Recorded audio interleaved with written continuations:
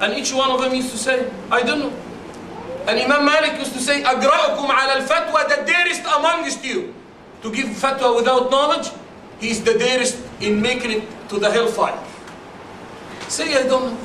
Especially sisters, please. Please.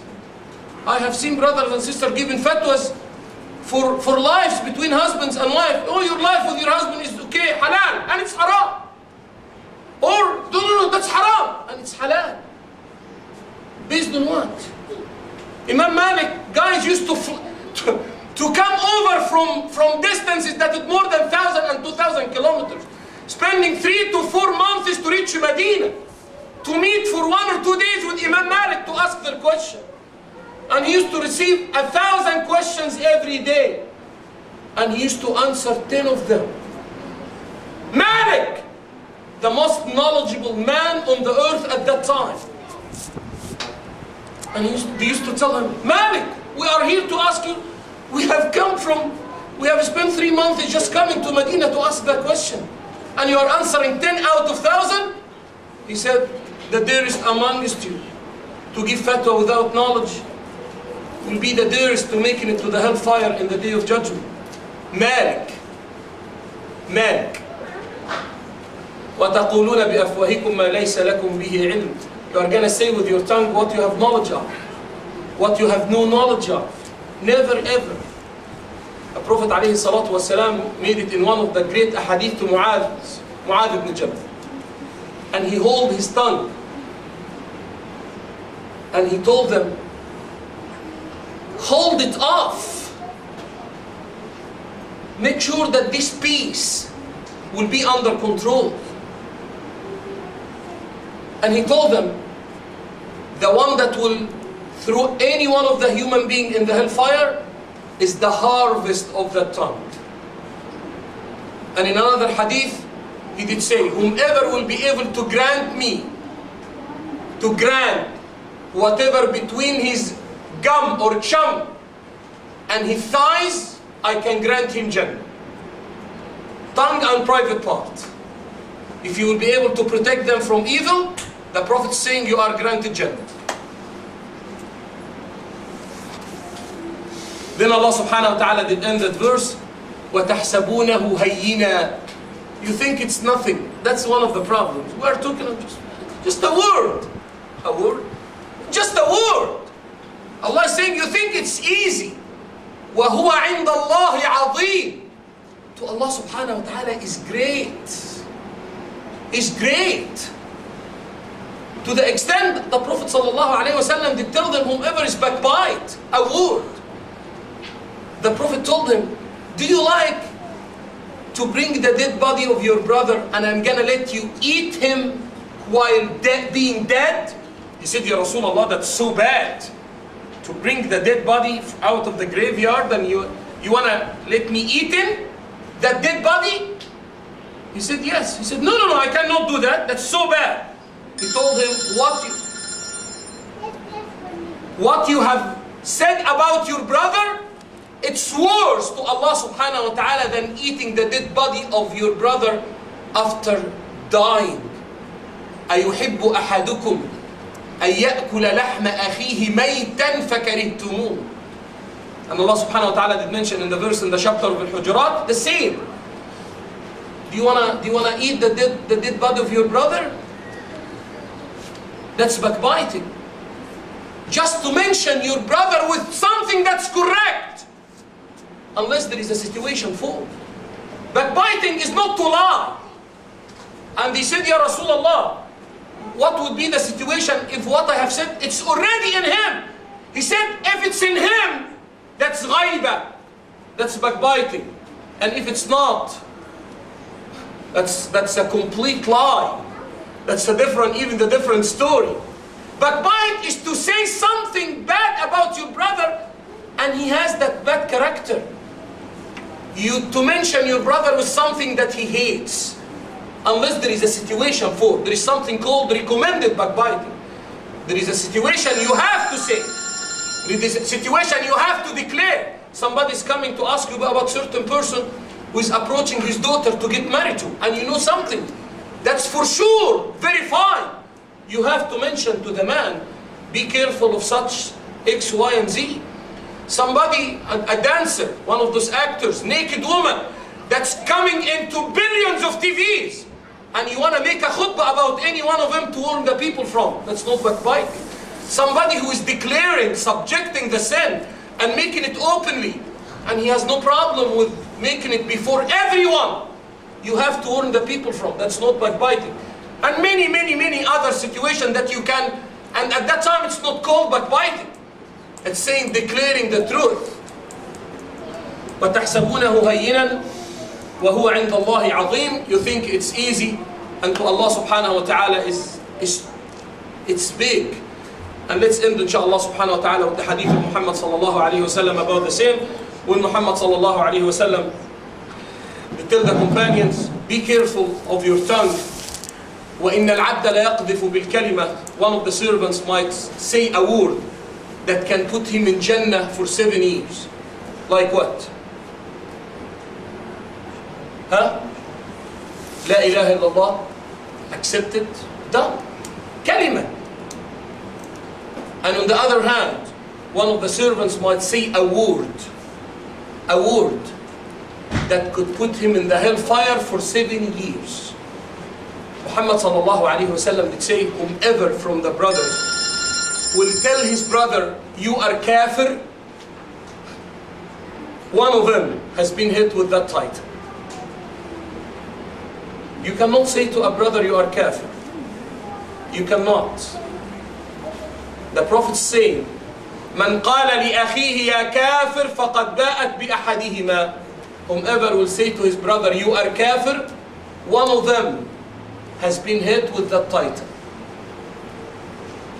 A word. What Allah subhanahu wa ta'ala did say about the parents. What we should not say to them. Huh? Uff.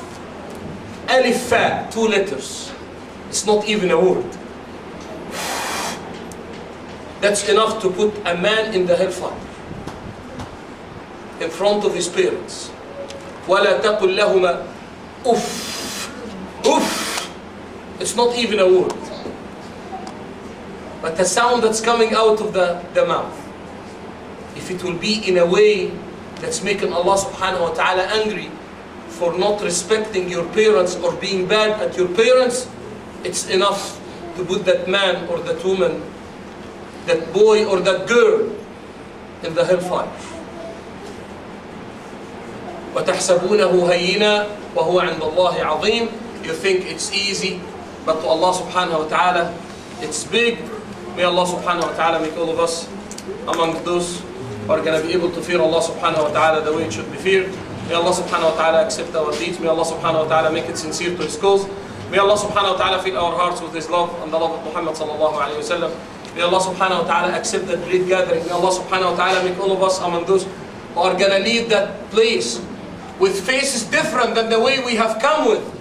Closer to Allah subhanahu wa ta'ala, closer to the deen of Allah subhanahu wa ta'ala, closer to the sunnah of Muhammad sallallahu alayhi wa sallam.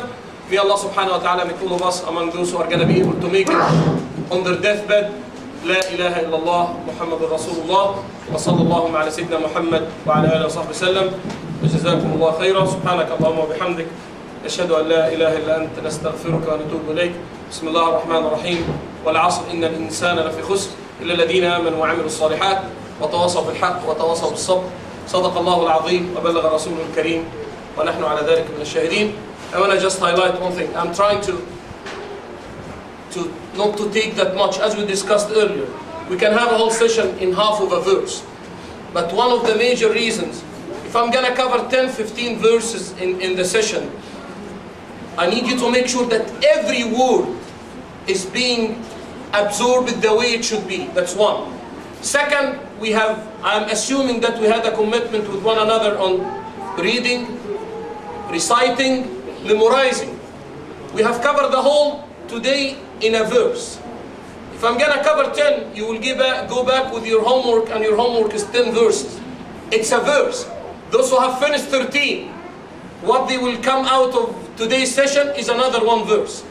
And it's 14 verses absorbed, implemented, reflected on, from the book of Allah subhanahu wa ta'ala, based on the sunnah of Muhammad sallallahu alayhi wa sallam. Jazakumullah khair. So that's what we discussed in, I think 2 or 3 sessions ago. Usually curse is a little bit bigger than anger. And usually the one who is initiating the case is the man. And the effect, if it's either lie or not, the major effect usually is not at the man. Because by the end, if a man, if it will be known that his wife did cheat him, what he has lost? Little, that's correct? By the end he is a man. But if it's known, regardless it has proven the other way or not, that his wife has been accused by the husband, even if he's lying or he's not, the effect on the reputation of a woman is horrible. So Allah subhanahu wa ta'ala does mean to remind the man, you are the one who initiated the case. You are the one who will be less affected. You are the one who will be living after that in a less disturbed environment. Even you are the one who's spending. You are the one who has initiated. But still the one who will be living in a big mess till the end of her life is the woman. Because we agreed upon, after the 5 swear from each one of them, we might not even come to a solution. Allah subhanahu wa ta'ala is saying, okay, that's the deal in dunya, full separation, and Allah subhanahu wa ta'ala will deal with each one of them in the day of judgment. Regardless there is a pregnancy or not. By the end, it will be a separation between both, and in the sight of Allah subhanahu wa ta'ala, one of them is lying. Is it correct? We don't know who is. We don't know who is the liar. For Allah subhanahu wa ta'ala will deal with both. That's the reason Allah subhanahu wa ta'ala is stressing on the one who has initiated. Telling him, curse in the Arabic language, you are exiled. You are taken out of Allah's mercy, which is the same word that Allah subhanahu wa ta'ala did use with the shaitan. La'anahu Allah. La'n is a big deal. Anger is not that good, but still lower than the curse. So Allah subhanahu wa ta'ala is making it to the man. Think again. Make sure that the case is correct. Make sure that if you are liar, that's the reason we discussed. Every time, even from the words of the man or the woman, it's related to him. He is saying, wal khamisa, the fifth that Allah subhanahu wa ta'ala will curse me if I am liar. And she will say the same about him. She will swear 5 that he is liar, not she is truthful. And she will say the 5th that Allah subhanahu wa ta'ala's anger upon her, that if he is truthful. Because he's usually, the case is starting with the man. He's the one who's going to, guys, I want to accuse, but I don't have we have the whole sequence. I don't have 4 witnesses. I have seen. What do you want me to do? Allah subhanahu wa ta'ala has revealed the solution. Come. We will not lash you, will not whip you, because you don't have the 4 witnesses, because the situation with your wife is different. Come, present the case, and here is the swear. Swear 4 times, then the 5th. She will do the same, swear 4 times, then the 5th. Got it? Got it, Jibreel?